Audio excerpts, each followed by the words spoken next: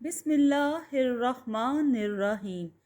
Welcome to عروج voice centre. تمام video updates کے لیے میرے چینل کو سبسکرائب کیجئے اور بیل نوٹیفیکیشن کو آن کر دیں تاکہ آپ کو ملتی رہیں دلچسپ اور بہترین کہانیاں۔ دوستو، یہ کہانی شیطان دیوتا کا دوسرا اور آخری حصہ ہے۔ میں ایک پاؤں پر کھڑا درخت کا سہارا لیے ہوئے ورد کر رہا تھا۔ دوسرے پاؤں کو میں نے زمین سے بلند کر لیا تھا تاکہ غلطی سے بھی زمین پر نہ پڑے، کیونکہ ایسا ہونا یقیناً موت کے منہ میں چھلانگ لگانے کے مترادف تھا۔ میں ارد گرد کے ماحول سے بے فکر اپنے چلے میں مصروف تھا۔ ابھی ورد پڑے ہوئے تھوڑی ہی دیر گزری تھی کہ گاؤں والے میری طرف آئے اور کہا، چھمو بیٹا، چوپایا اسامہ کو لے گیا ہے۔ یہ خبر سنتے ہی میرے دماغ میں گھنٹیاں بجنے لگی۔ میں زمین پر پاؤں لگا کر باہر نکلنے ہی کو تھا کہ بابا جی کی سرگوشی کانوں میں سنائی دی، بیٹا، پاؤں زمین پر نہیں رکھنا، یہ سب نظر کا دھوکہ ہے، تمہارا بھائی بالکل ٹھیک ہے۔ بابا جی کی یہ بات سن کر میں اپنی جگہ پر پہلے والی پوزیشن میں ہو گیا۔ وہ گاؤں والے اب ڈھانچوں کا روپ دھار چکے تھے اور مجھے دھمکیاں دے رہے تھے کہ باہر آ جا، نہیں تو بے موت مارا جائے گا۔ میں نے آنکھیں بند کیں اور ورد پڑھتا رہا۔ تھوڑی دیر کے بعد آنکھیں کھولیں تو کچھ بھی نہیں تھا۔ ڈھانچوں کے آنے سے پتہ چلا کہ شیطان وکرم جادوگر کو میرے چلے کے بارے میں علم ہو چکا ہے اور وہ مجھے ہر طرف سے بہلانے پھسلانے کی کوشش کرے گا۔ میں ورد پڑھنے میں ہی مصروف تھا کہ مجھے لگا کہ بارش ہو رہی ہے۔ جب دیکھا تو واقعی بارش ہو رہی تھی، مگر یہ پانی کے نہیں، بالکل ابلتے ہوئے خون کی بارش تھی اور وہ حصار کے اندر نہیں آ رہی تھی۔ میں سمجھ گیا کہ یہ بھی شیطان کی چال ہے، لہٰذا میں نے دل مضبوط کر لیا۔ ابلتے ہوئے خون میں اتنی تپش تھی کہ مجھے اپنا وجود جلتا ہوا محسوس ہوا۔ کافی دیر کے بعد بارش ہوتی رہی، کافی دیر تک بارش ہوتی رہی۔ شیطان چاہتا تھا کہ میرے قدم ڈگمگا جائیں، لیکن میں برداشت کرتا رہا۔ تھوڑے وقت بعد خون کی بارش ختم ہو گئی۔ حصار سے باہر زمین پر نظر دوڑائی تو زمین بالکل صاف نظر آئی، جیسے یہاں کچھ بھی نہ ہوا ہو۔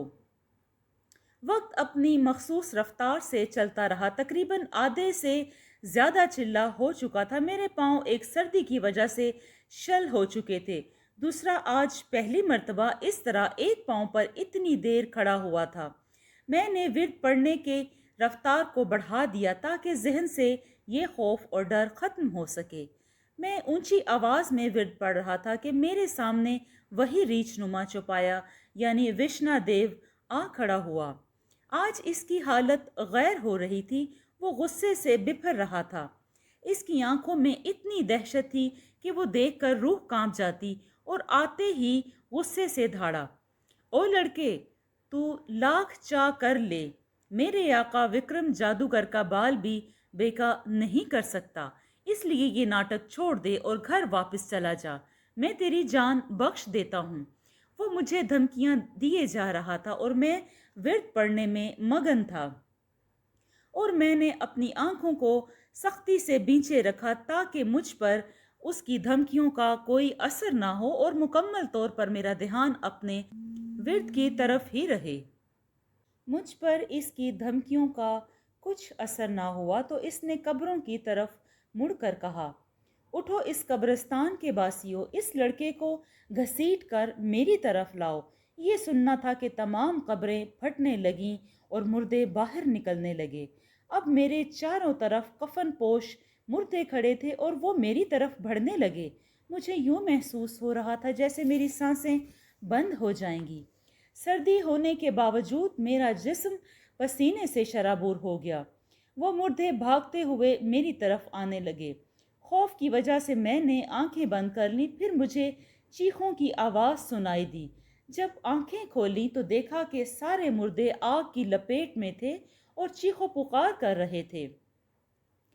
تھوڑی دیر تک یہ سلسلہ جاری رہا، پھر ہر طرف سکوت طاری ہو گیا۔ وشنا دیو جا چکا تھا اور میں اپنی سانسیں ٹھیک کرنے لگا، جو کہ وشنا دیو کو دیکھ کر بے ترتیب ہو گئی تھی، اور اس کے بعد کے خوفناک اور بھیانک عمل کو۔ میں اپنے چلے کا بہت حصہ مکمل کر چکا تھا۔ میرے پاؤں کا یہ حال تھا جیسے وہ میرے جسم کا حصہ ہی نہ ہوں۔ اب مزید کھڑا ہونا محال لگ رہا تھا، لیکن اپنی زندگی اور گاؤں والوں کی زندگیوں کے لیے مجھے چلہ مکمل کرنا تھا۔ اب چلہ مکمل ہونے کو چند منٹ باقی تھے کہ مجھے دور سے وکرم جادوگر آتا دکھائی دیا۔ اس کے چہرے سے غصہ واضح دکھائی دے رہا تھا۔ آتے ہی بولا، اے لڑکے، یاد رکھنا، اس طاقت کو تو حاصل کرنے کے لیے اتنی محنت کر رہا ہے، انہیں پا کر بھی تو میرا کچھ نہیں بگاڑ سکتا۔ اس لیے میں 3 تک گنتا ہوں۔ اگر باہر آ گیا تو تیری جان بخش دوں گا، اور اگر تو باہر نہ آیا تو پھر تجھے میرے غضب سے کوئی نہیں بچا سکتا۔ میں گننا شروع کرتا ہوں۔ 1 2 3۔ 3 کہتے ہی وہ غصے سے میری طرف دیکھ کر بولا، اب تیار ہو جا موت کے لیے۔ اتنا کہتے ہی اس نے کچھ پڑھ کر پھونکا تو درخت موم کی طرح پگھلنے لگا، جس طرح کہ میں نے اس سے سہارا لیا ہوا تھا۔ بابا جی کی آواز میرے کانوں میں گونج، ہمارے چلے کو پورا ہونے میں صرف 2 منٹ باقی رہ گئے ہیں، کسی طرح یہ 2 منٹ پورے کر لو، اللہ تمہارا حامی و ناصر ہو۔ درخت پر میری گرفت کمزور پڑ رہی تھی، اور پھر درخت میرے ہاتھوں سے چھوٹ سا گیا۔ اب مجھے چلے کی سختی کا اندازہ ہوا تھا۔ وکرم جادوگر میری پریشانی پر خوب کہکے لگا رہا تھا، پھر اس کے اگلے وار نے تو میرے ہوش و حواس ہی چھین لیے تھے۔ اس نے کچھ پڑھ کر زمین پر پھونک ماری اور زور سے لات زمین پر دے ماری تو انتہائی شدید زلزلہ شروع ہو گیا۔ زمین پوری قوت سے ہل رہی تھی۔ میں کبھی ادھر اور کبھی ادھر لڑکھڑا رہا تھا۔ اب مجھے اپنی موت یقینی نظر آنے لگی۔ زندگی میں پہلی مرتبہ مجھ پر اس طرح موت کا خوف حاوی ہوا تھا۔ مجھ پر پہلوانی میں اور عام زندگی میں نے کئی پریشانیوں اور مصیبتوں کا سامنا کیا، مگر میں آج تک موت سے اتنا خوفزدہ نہیں ہوا تھا جتنا کہ آج تھا۔ ان حالات میں نہ دماغ کام کر رہا تھا اور نہ ہی پاؤں۔ آخر کہیں دور سے صبح کی اذان کی آواز سنائی دی تو اذان کی آواز سنتے ہی میرے اندر زندگی کی لہر دوڑ گئی، کیونکہ اذان کے ساتھ ہی میرا چلہ مکمل ہو چکا تھا۔ سارے کھیل جو مجھے ڈرانے کے لیے کھیلے گئے تھے اب ختم ہو گئے تھے۔ پاؤں سن ہونے کی وجہ سے دھڑام سے زمین پر گر گیا۔ اس دوران مجھے بابا جی اپنی طرف آتے ہوئے دکھائی دیے، جنہوں نے مجھے ورد دیا تھا۔ وہ آتے ہی بولے، بیٹا مبارک ہو، تم نے چلہ مکمل کر لیا ہے، اب تمہیں طاقتیں بھی مل جائیں گی اور ایک غلام بھی، جو تمہارے قبضے میں رہے گی اور تمہاری اطاعت کرے گی۔ وہ ایک جن زادی ہوگی۔ میں ورد سے کراہ رہا تھا اور اپنے پاؤں دبا رہا تھا۔ بابا جی مسکرائے اور کچھ پڑھ کر میری طرف پھونک ماری تو میں حشاش بشاش ہو گیا اور پاؤں کا درد بھی ختم ہو گیا۔ اچھا بابا جی، مجھے کون سی طاقت ملی ہے اور غلام کون ہے؟ میں نے اٹھتے ہوئے کہا۔ بیٹا پہلے تمہیں تمہاری طاقت دکھاتا ہوں۔ وہ سامنے درخت کو دیکھ کر بولو، جل جا۔ میں نے اپنے سامنے والے درخت کو دیکھ کر کہا، جل جا۔ اتنا کہنا تھا کہ میری آنکھوں سے شعائیں نکلیں اور درخت دھڑا دھڑ جلنے لگا۔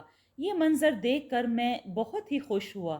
اب بیٹا، اب تمہاری غلام کو تمہارے سامنے حاضر کرتا ہوں، یہ دیکھو۔ میں نے بابا جی کی طرف دیکھا تو ان کے سامنے ایک دوشیزہ دکھائی دی۔ بیٹا اس کا نام نیلم ہے اور یہ مسلمان ہے، ہر قدم پر تمہاری رہنمائی کرے گی۔ ٹھیک ہے بیٹا، اللہ حافظ، اب تم اپنے گھر کو جاؤ۔ میں نے بابا جی سے مصافحہ کیا اور پھر وہ جاتے جاتے میری آنکھوں سے اوجھل ہو گئے۔ میں بھی گاؤں کی طرف چل دیا۔ تھوڑی دیر بعد گاؤں پہنچ گیا۔ جب گاؤں والوں نے مجھے دیکھا تو سارے لوگ میرے قریب آ گئے۔ انہیں یقین ہو چکا تھا کہ میں نے چلہ کامیابی سے مکمل کر لیا ہے۔ سب گاؤں والے میرے پاس آئے اور مجھے کہا، بتاؤ تمہیں کون سی طاقت ملی ہے؟ میں نے سب کو جمع کیا اور ان کے سامنے اپنی آنکھوں سے درخت کو آگ لگائی۔ یہ منظر دیکھ کر سب حیران رہ گئے۔ اب انہیں یقین ہو چکا تھا کہ میں وکرم جادوگر کو مات دے سکوں گا، حالانکہ میں یہ جانتا تھا کہ آگے مجھے کن تکالیف کا سامنا کرنا پڑے گا۔ خیر گاؤں والوں سے اجازت لے کر میں اپنے گھر آ گیا تو دیکھا اسامہ اسکول جانے کی تیاری کر رہا ہے۔ ہم سب نے اکٹھے ناشتہ کیا۔ اسامہ نے مجھ سے پوچھا، بھیا آج لگتا ہے صبح ہونے کے بعد بھی پہرا دیتے رہے ہیں آپ؟ نہیں بیٹا، اصل میں گاؤں والوں کے ساتھ گپ شپ کرتا رہا ہوں تو اس لیے لیٹ ہو گیا۔ اتنے میں محسن بولا، چمو لگتا ہے تم کامیاب رہے ہو۔ ہاں کامیاب رہا ہوں، اسامہ بولا۔ بھیا کس میں کامیاب ہوئے ہیں آپ؟ کچھ نہیں بیٹا، وہ بس محسن کو کہہ رہا تھا کہ آج پہرا دینے میں اچھی طرح کامیاب رہا ہوں اور آج رات کوئی بھی بچہ غائب نہیں ہوا ہے۔ گڈ بھیا۔ اچھا بھائی میں اسکول جا رہا ہوں، اللہ حافظ۔ وہ معصوم اپنی زندگی کے مزے میں گم تھا، اسے معلوم نہیں تھا کہ وقت اس سے کیسا امتحان لے گا۔ یہ باتیں سوچ کر میری آنکھیں بھر آئیں۔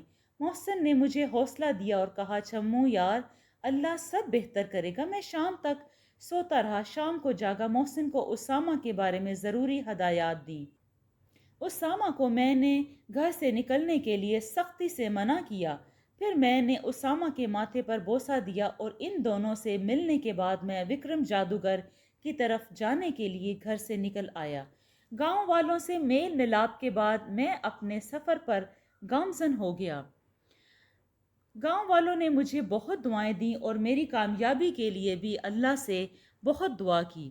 میں نے راستے میں نیلم کو آواز دی، وہ جلد ہی حاضر ہو گئی، جیسے میرے ہی حکم کی وہ منتظر ہو۔ میں نے اس سے پوچھا، نیلم کس سمت جانا ہے ہمیں؟ اس نے مجھے وکرم جادوگر کے غار تک پہنچنے کے لیے تمام راستے بتا دیے۔ وقت گزرتا گیا، مغرب اور پھر عشاء بھی راستے میں ہو گئی۔ میں نے مغرب اور عشاء کی نمازیں پڑھیں اور خدا سے اس امتحان کے لیے کامیابی کی دعا کی۔ رات کافی بیت گئی تھی۔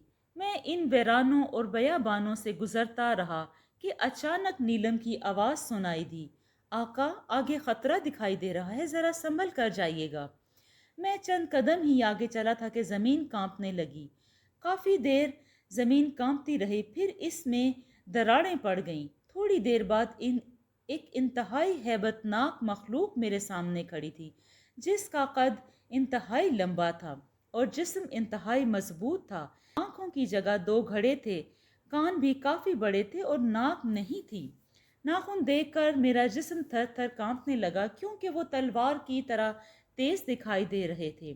اے لڑکے، اس سے آگے میرا علاقہ ہے، اگر ایک قدم بھی آگے بڑھایا تو نیست و نابود کر دیے جاؤ گے۔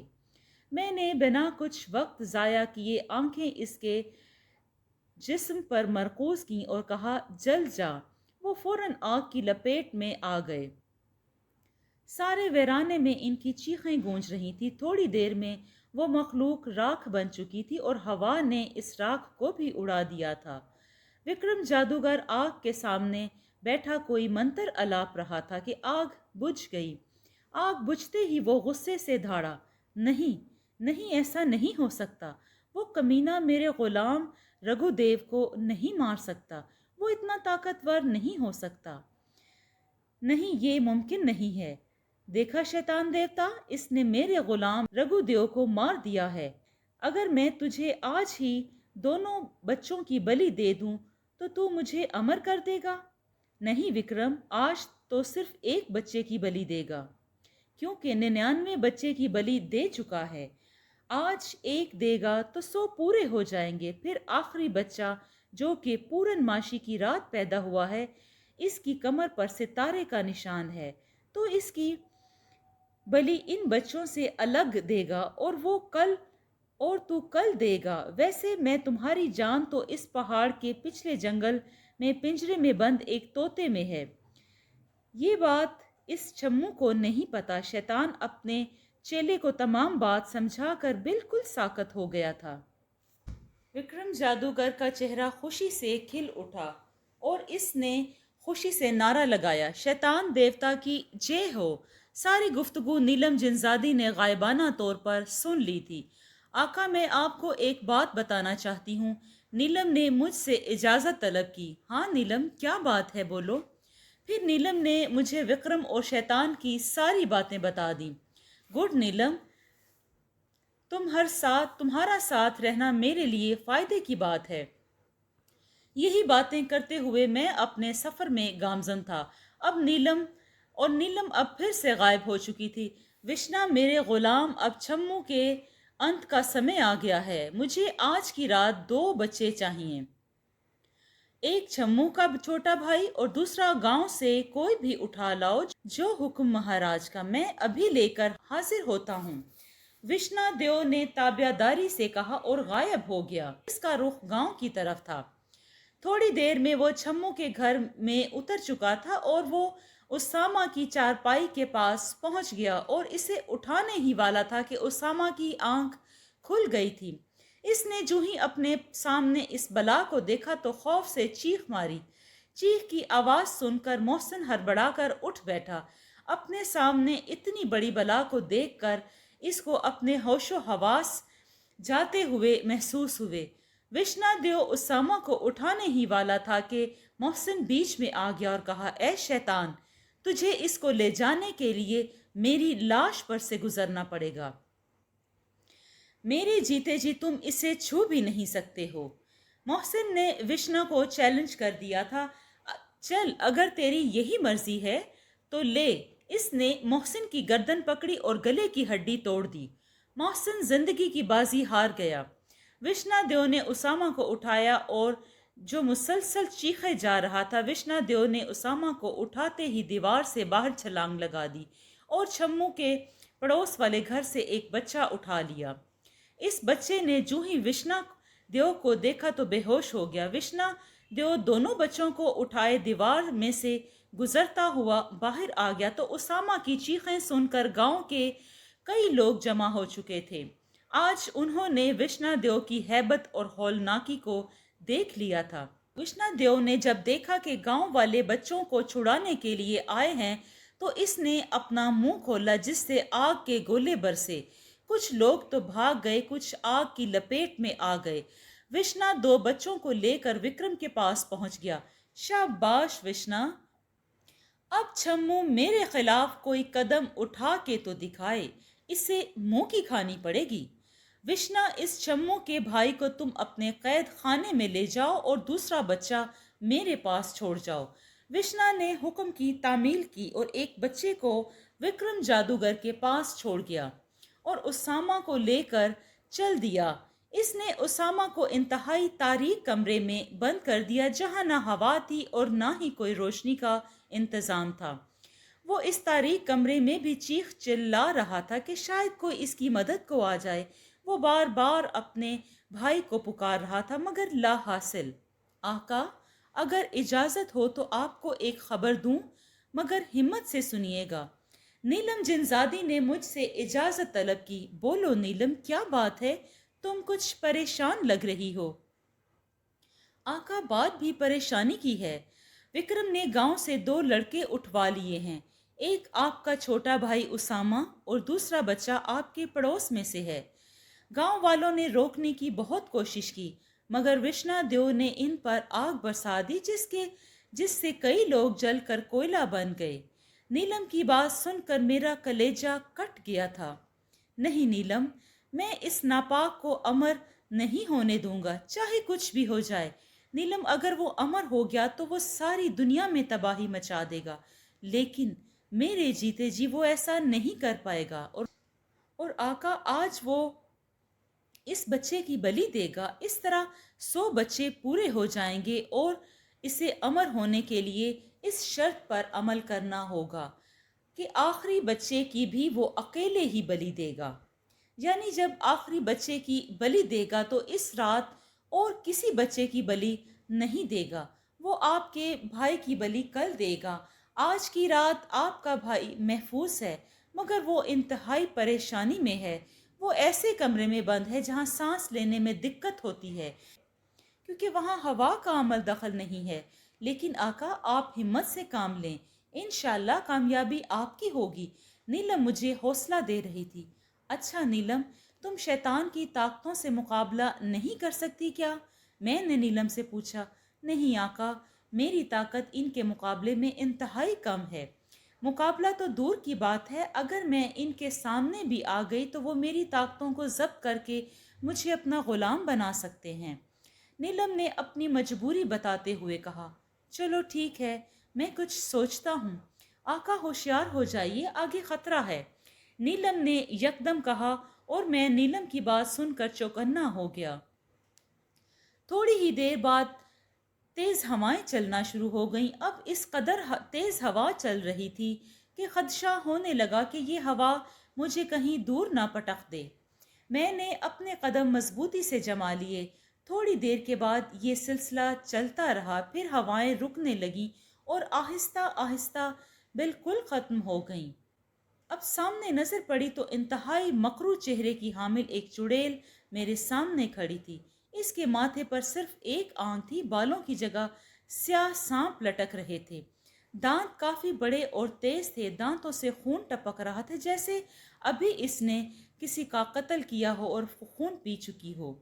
آتے ہی مجھ پر آگ برسا دی، میں ایک طرف ہو گیا، آگ کا گولا میرے پیچھے گر گیا۔ آگ کا گرنا تھا کہ زمین یکدم کالی ہو گئی۔ کافی دیر تک وہ مجھ پر آگ برساتی رہی اور میں بچنے کی کامیاب کوشش کرتا رہا، لیکن آخر کار ایک گولے کی زد میں آ ہی گیا جس سے میرا بایاں ہاتھ جل گیا۔ میں نے ہمت کی اور اس کی طرف نگاہ مرکوز کر دی اور کہا، جل جا۔ اسے آگ لگ گئی اور میرے وار کے لیے تیار نہ تھی، اس لیے جلد ہی شکست کھا گئی۔ مجھے ہاتھ میں جلن محسوس ہونے لگی، لیکن میں آگے بڑھتا چلا گیا۔ اتنے میں مجھے نیلم اسے ہاتھ پر ایک پتا دیا اور کہا، آقا اسے ہاتھ پر مل لو، اس سے آپ کی تکلیف میں افاقہ ہوگا۔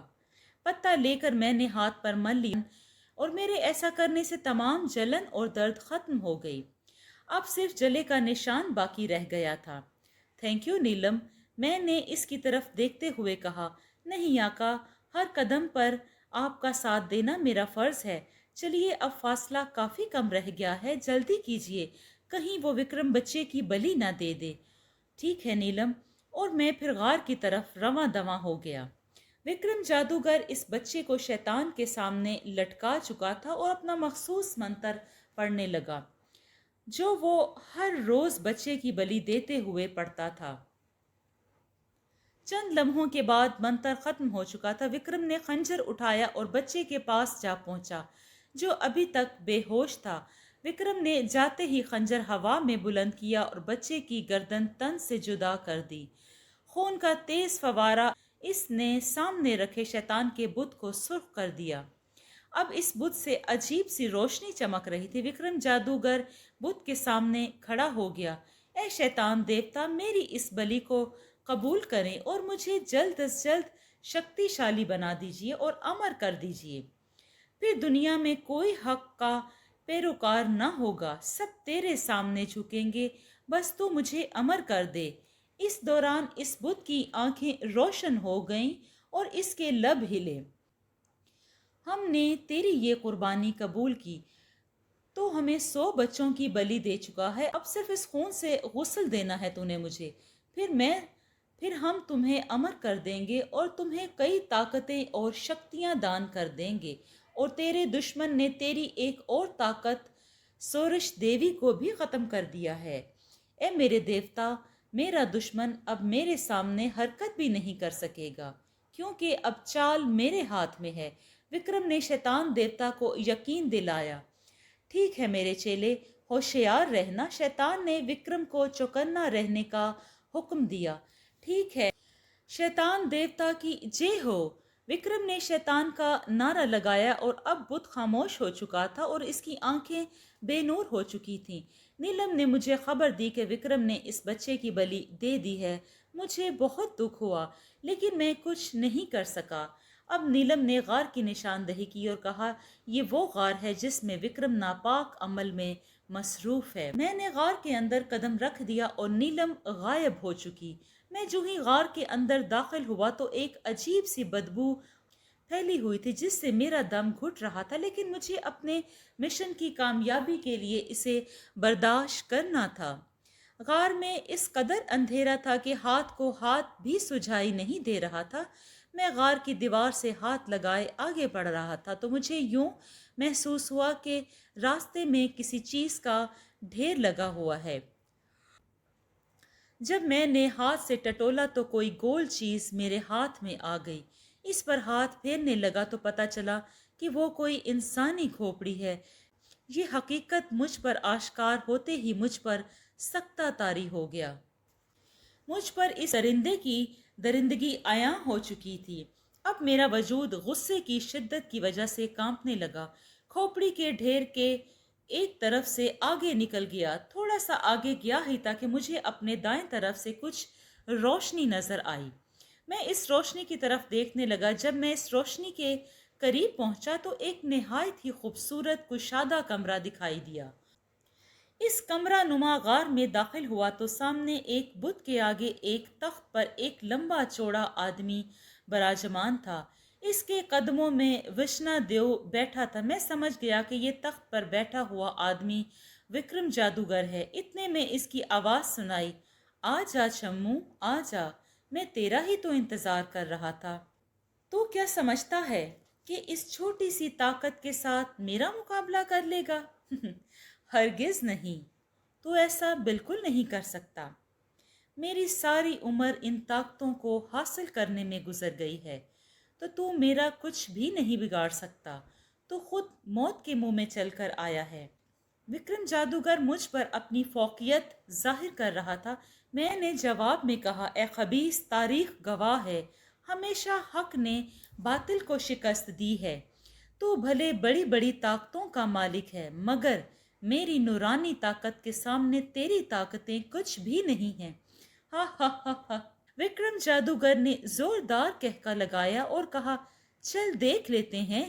اتنا کہتے ہی اس نے کچھ پڑھ کر مجھ پر پھونک ماری، جس سے میرے ہاتھ پیٹھ پر بندھ گئے اور میری آنکھوں پر پٹی بندھ گئی۔ اب میں وکرم اور وشنا دیو کے ارد گرد کا ماحول نہیں دیکھ سکتا تھا۔ وکرم جادوگر چلایا، اے نادان لڑکے، تمہاری آنکھوں والی طاقت ناکارہ ہو گئی ہے۔ حربہ تو آزماؤ، دیکھو میں بھی دیکھوں تم مجھ سے کیسے مقابلہ کرتے ہو۔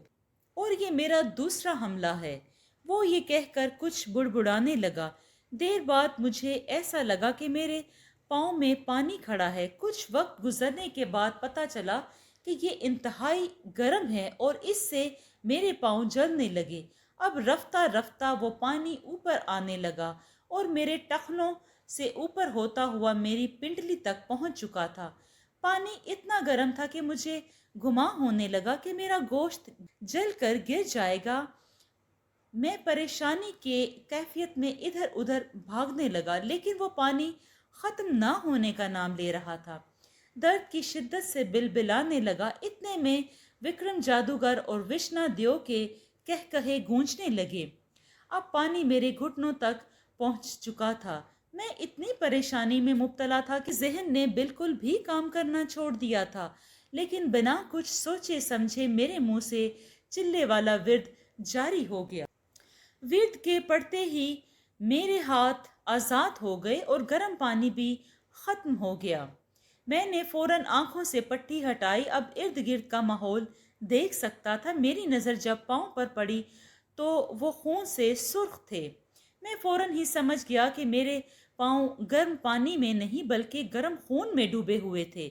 میری ٹانگیں بری طرح جل چکی تھیں اور ان میں چلنے کی بالکل بھی سکت نہ رہی تھی۔ ایسے میں نیلم نے غائبانہ طور پر کہا، آقا، میں نے آپ کی جیب میں وہی پتہ رکھ دیا ہے جو جلن کو ختم کرتا ہے۔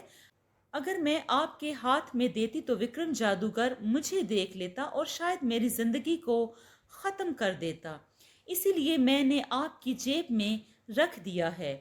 آپ اسے اپنی ٹانگوں پر مل لیں، جلن ختم ہو جائے گی۔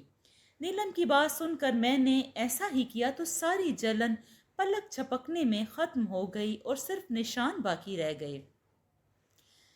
میں نے جب وکرم جادوگر اور وشنا کی طرف دیکھا تو وہ حیرت کا بت بنے میری طرف دیکھ رہے تھے۔ وہ اس بات پر حیران تھے کہ ابلتے ہوئے خون کا وار، ہاتھوں کی رسیاں اور آنکھوں کی پٹی اتنی آسانی سے کھل گئی۔ یہ کیسے ممکن ہو سکتا ہے؟ یہ ضرور کوئی طاقت رکھتا ہے جس کے بارے میں ہم نہیں جانتے۔ وہ ابھی سوچوں میں ہی گم تھے کہ میں نے اپنی نظریں وشنا دیو پر جما دیں اور کہا جل جا، تو اس کے گھنے بالوں کو فوراً آگ لگ گئی۔ وہ خود کو بچانے کے لیے لاکھ جتن کرنے لگا جس سے خود کی آگ بجھا سکے، لیکن وہ ایسا نہ کر سکا اور جلتے جلتے کوئلہ بن گیا۔ وشنا دیو کی موت دیکھ کر وکرم جادوگر غصے سے چلایا، اے کمینے، تو نے یہ کیا کیا؟ میری سب سے بڑی طاقت کو مار دیا۔ اب میں تمہیں زندہ نہیں چھوڑوں گا۔ اب دیکھتے جاؤ میں تمہارے ساتھ کیا کرتا ہوں۔ وہ یہ کہہ کر مجھ پر دھاڑنے لگا اور آگے بڑھنے لگا۔ اس نے مجھے بالوں سے زور سے کھینچا اور میرے پیٹ پر لات دے ماری۔ میں درد کی شدت سے چیخ اٹھا۔ میں اس بات پر حیران تھا کہ وکرم جادوگر حلیے کے لحاظ سے بوڑھا دکھائی دے رہا تھا، مگر اس میں طاقت اور پھرتی جوانوں کی طرح تھی۔ اس نے مجھے اپنے ہاتھوں پر اٹھایا اور دور پھینک دیا۔ میں زمین پر لیٹا رہا تھا، بڑی مشکل سے اپنے پاؤں پر کھڑا ہوا۔ میرے بالکل پیچھے اس شیطان دیوتا کا بت تھا جس کا وکرم پیروکار تھا۔ وکرم نے اپنے ہاتھ ہوا میں بلند کیے تو اس کے ہاتھ میں ایک بھاری پتھر آ گیا۔ وکرم نے بلا تاخیر وہ پتھر میری طرف اچھال دیا۔ میں نے فوراً سے پہلے دوسری طرف جست لگائی اور وہ پتھر بت پر جا لگا جس سے بت ریزہ ریزہ ہو گیا۔ وکرم جادوگر نے جب یہ دیکھا تو سر پر ہاتھ رکھ دیے اور کہا، اے خبیث لڑکے، تو نے تو مرنا ہی تھا اور ساتھ تو نے میرا بھی ستیہ ناش کر دیا۔ ابھی وہ مجھ پر غصہ ہی اتار رہا تھا کہ غار زور زور سے ہلنے لگا۔ میں نے کچھ سوچے سمجھے بغیر باہر کی جانب دوڑ لگا دی۔ گرتے سنبھلتے میں غار کے دہانے پر پہنچ گیا اور باہر چھلانگ لگا دی۔ اس کے ساتھ ہی غار ایک زوردار دھماکے سے اڑ گیا۔ اگر میں چند سیکنڈ اور باہر نہ آتا میری ہڈیاں بھی نہ ملتی۔ باہر آتے ہی مجھے اپنے بھائی اسامہ کی فکر ہونے لگی۔ میں نے فوراً نیلم کو حاضر کیا اور اسے کہا، نیلم، پتہ کرو اسامہ کہاں ہے؟ جی اچھا۔ وہ اتنا کہہ کر غائب ہو گئی۔ کچھ دیر بعد وہ واپس آئی اور کہا، آپ کا بھائی بالکل محفوظ ہے اور اس کو محفوظ اور حفاظت سے رکھنا وکرم جادوگر کی مجبوری تھی کہ اسامہ اس کی بلی دیے بغیر امر نہیں ہو سکتا تھا۔ تھینک یو مائی ڈیئر، شکر ہے میرے اللہ، میں تیرا شکر بجا لاتا ہوں کہ میرا بھائی زندہ ہے۔ میرے منہ سے بے اختیار شکریہ کے الفاظ نکلے۔ آقا، اب اس پہاڑ کی طرف گامزن ہو جائیے جو اس غار کی پچھلی طرف ہے، وہاں وہی طوطا ملے گا جس میں وکرم جادوگر کی جان ہے۔ جلدی آقا، جلدی کیجیے، کہیں دیر نہ ہو جائے۔ نیلم نے مجھے حالات کی نوعیت سے آگاہ کیا۔ میں نے اپنا رخ پہاڑ کی طرف کر لیا۔ رات کا آدھے سے زیادہ حصہ بیت چکا تھا۔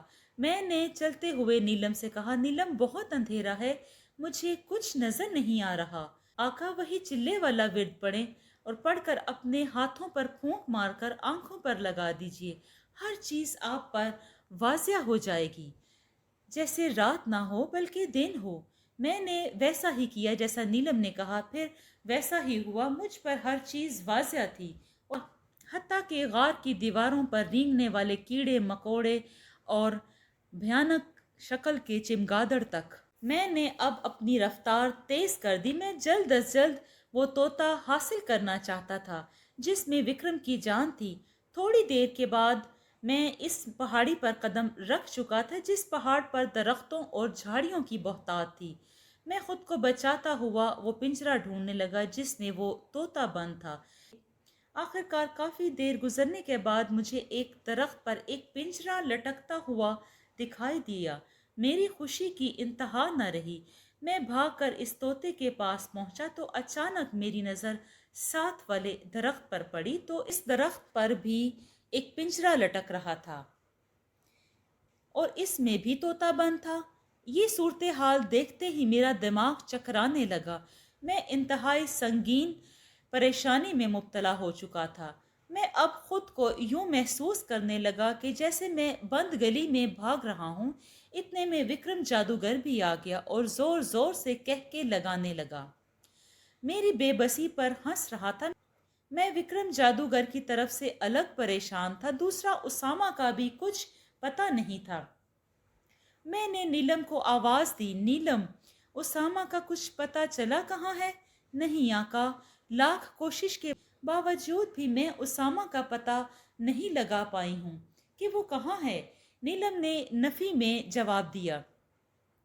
ایسے میں وکرم جادوگر لڑکارا، اے چمو، تو نے میرے ساتھ مقابلہ کرنے کی غلطی کی ہے، تو اب دیکھ تجھے پل پل موت کا سامنا کرنا پڑے گا۔ ارے کبھی چونٹی اور ہاتھی کا بھی مقابلہ سنا ہے تم نے؟ وہ کہی لگانے لگا، ارے ناپاک ذات، یاد رکھ جب چونٹی اپنے آپے سے باہر ہو جائے نا تو بڑے بڑے ہاتھیوں کو دوڑیں لگوا دیتی ہے۔ میں نے بڑے حوصلے سے وکرم جادوگر کو جواب دیا۔ اب مجھے اس بات کی پریشانی تھی کہ کون سا طوطا ہے جس میں وکرم جادوگر کی جان ہے۔ اتنے میں وکرم نے پنجروں کی طرف اشارہ کیا تو سارے طوطے پنجروں سے باہر آ کر درختوں کی شاخوں پر بیٹھ گئے۔ وہ سارے طوطے ایک جیسے اور ایک طرح سے ہی ٹیں ٹیں کر رہے تھے۔ ایسے میں وکرم جادوگر کی جان والے طوطے کی پہچان انتہائی مشکل تھی۔ وکرم جادوگر طوطوں کو حکم دیا، اے میرے غلاموں، اس کمینے کی بوٹی بوٹی نوچ ڈالو۔ یہ سننا تھا کہ طوطے مجھ پر جھپٹ پڑے سوائے ایک طوطے کے۔ وہ طوطے اپنے پنجوں اور چونچوں سے مجھ پر انتہائی کاری وار کر رہے تھے۔ مجھے کچھ یقین ہو چلا تھا کہ جو طوطا مجھ پر حملہ کرنے کی بجائے وہاں درخت پر الگ بیٹھا ہے، یہ وہی طوطا ہے جس میں وکرم جادوگر کی جان ہے۔ میں اس تک پہنچنا چاہتا تھا لیکن دوسرے تمام طوطے مجھے آگے پیچھے سے گھیرے ہوئے تھے۔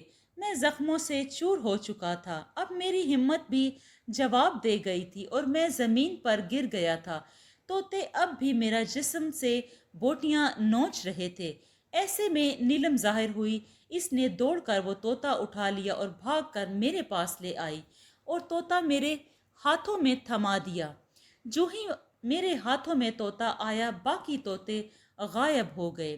وکرم جادوگر اچانک پیش آنے واقعے کا قطعی گمان نہیں کر سکتا تھا۔ وہ غصے سے چلایا، اے کمینی جنزاد، تو کیا ہے؟ تو نے میرے سامنے آ کر بہت بڑی غلطی کی ہے، اب میں تجھے اس کی سزا دوں گا۔ اتنا کہتے ہی اس نے کچھ نیلم پر پڑ کر پھونک ماری جس سے نیلم کو آگ لگ گئی۔ جلتے جلتے اس نے میری طرف دیکھا، اس کے چہرے پر مسکراہٹ تھی جیسے وہ مسکراتے چہرے سے کہہ رہی ہو، آقا میں نے قربانی دے دی ہے، آپ بھی گاؤں والوں کے لیے کسی قربانی سے دریغ مت کیجیے گا۔ جاتے ہوئے اس نے میری طرف الوداعی انداز میں ہاتھ ہلائے۔ میری آنکھوں میں اس کی جدائی کے آنسو آ گئے۔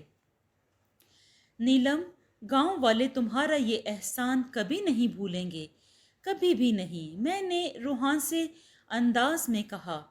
نیلم کا وجود بالکل ختم ہو چکا تھا، اب وہاں کوئی نام و نشان نہیں رہا تھا۔ پھر میں نے اپنا رخ وکرم جادوگر کی طرف کیا اور کہا، اے شیطان کی اولاد، اب تمہیں بھی مجھ سے کوئی نہیں بچا سکتا، شکست تمہارا مقدر بن چکی ہے۔ اتنا کہتے ہی میں نے طوطے کے پر پکڑ لیے، میں نے انہیں توڑنے ہی والا تھا کہ وکرم جادوگر چلایا کہ یہ دیکھ، تو میرا کچھ نہیں بگاڑ سکتا، تو ابھی بچہ ہے۔ میں نے جب اس کی طرف دیکھا تو قبضے میں میرا بھائی اسامہ تھا۔ اس نے میرے بھائی کی گردن پر خنجر رکھا ہوا تھا۔ اپنے بھائی کو موت کے اتنے قریب دیکھتے ہوئے میں کانپ سا گیا۔ دیکھو وکرم، میرے بھائی کو چھوڑ دو، یہ معصوم ہے۔ میں نے التجائیہ کہا، وکرم ٹھیک ہے، چھوڑ دوں گا، تم یہ طوطا میرے حوالے کر دو۔ اتنے میں اسامہ بولا، نہیں بھیا، آپ اسے طوطا مت دینا، آپ میری فکر نہ کریں، مجھے کچھ بھی نہیں ہوگا۔ وکرم جادوگر غصے سے دھاڑا، اے چھمو، یہ نادانی مت کرنا، یہ تو نادان بچہ ہے لیکن تو عقل مند ہے، اس کی باتوں میں نہ آنا، تم تو پہلے سے یتیم ہو تو اس کی کفالت کون کرے گا تیرے بعد، لہٰذا طوطے کو مت مارنا اور میرے حوالے کر دے۔ میں انتہائی کشمکش کے عالم میں تھا، آخر مجبور ہو کر میں وکرم کی طرف بڑھنے لگا۔ نہیں بھیا پلیز اسے ختم کر دیجئے تاکہ ہمارے گاؤں کے باقی معصوم بچوں کی زندگیاں بچ سکیں اور ماں باپ اپنے معصوم بچوں سے محروم نہ ہو۔ میں مسلسل وکرم کی طرف بڑھ رہا تھا اور میری آنکھوں سے آنسو جاری تھے۔ جب اسامہ کے بار بار کہنے پر میں نہ رکا تو اس نے اپنی گردن پر رکھے ہوئے خنجر کو اپنی گردن پر پھیر دیا۔ خون کا ایک تیز فوارہ اٹھا اور اسامہ ہمیشہ کے لیے ساقط ہو گیا۔ میں غصے میں زمین پر لاتیں مارنے لگا۔ بھائی کی موت سے میں حواس باختہ ہو گیا۔ میں دھاڑے مارنے لگا۔ ایسے میں وکرم جادوگر بولا، دیکھو چھمو، یہ طوطا مجھے دے دو۔ اب میں کسی کا خون نہیں کروں گا۔ اس کے چہرے پر خوف اور پریشانی کی جھلک نظر آ رہی تھی۔ میں نے غصے سے طوطے کے پر توڑ دیے تو جادوگر کے بازو کٹ گئے۔ وہ مجھ سے رحم کی بھیک مانگتا رہا۔ میں نے طوطے کی دونوں ٹانگیں کاٹ دیں تو جادوگر کی ٹانگیں ٹوٹ گئیں۔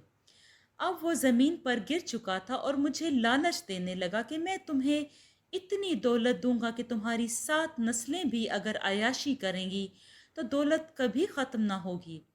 میں نے بغیر پرواہ کیے طوطے کی گردن مروڑ دی۔ جادوگر کی گردن کٹ گئی اور اس کے جسم کو آگ نے اپنی لپیٹ میں لے لیا۔ کچھ دیر بعد اس کی راکھ بن گئی اور امر ہونے والا خواب دیکھنے والا وکرم جہنم واصل ہو گیا۔ میں اپنے بھائی کی یاد میں کافی دیر روتا رہا، پھر بے ہوش ہو گیا۔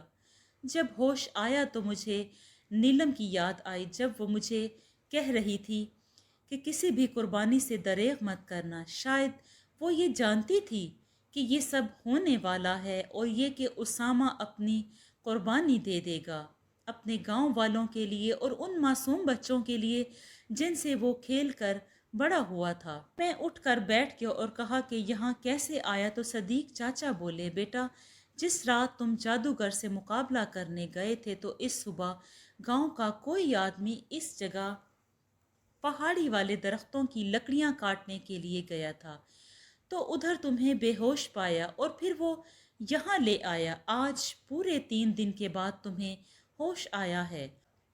اچھا بیٹا، کیا جادوگر مر گیا ہے؟ ان سب نے سوالیہ نظروں سے میری طرف دیکھا۔ وہ سب کی آنکھوں میں ایک بے بسی تھی اور کچھ یقینی کی کیفیات بھی نظر آ رہی تھیں ان کے چہروں پر۔ پھر میں نے انہیں تمام رودات سنائی۔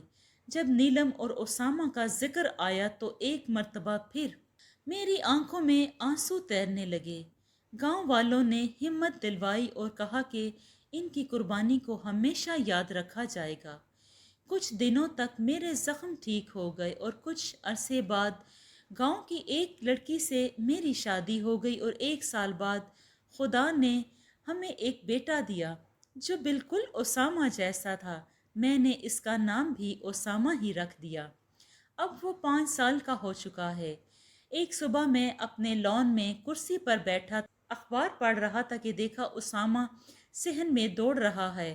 میں نے کہا بیٹا آہستہ کہیں گر نہ جاؤ۔ اس نے کہا آپ میری فکر نہ کریں، مجھے کچھ نہیں ہوگا۔ یہ جملہ سنتے ہی مجھے اپنا بھائی اسامہ یاد آ گیا۔ جب وکرم جادوگر نے اس کی گردن پر خنجر رکھا تھا تو اس نے یہی جملہ کہا تھا۔ ماضی کی اس تلخ یاد سے میری آنکھیں بھر آئیں۔ میں جب بھی اپنا جلا ہوا بایاں ہاتھ، پاؤں یا اپنی ٹانگ دیکھتا ہوں تو ایک بار پھر ماضی میں کھو جاتا ہوں۔ جی دوستو، آپ کو یہ کہانی کیسی لگی؟ اگر آپ کو یہ کہانی اچھی لگی ہے تو اس کو لائک اور شیئر ضرور کریں اور کمنٹس میں اپنی رائے کا اظہار کیجیے۔ شکریہ۔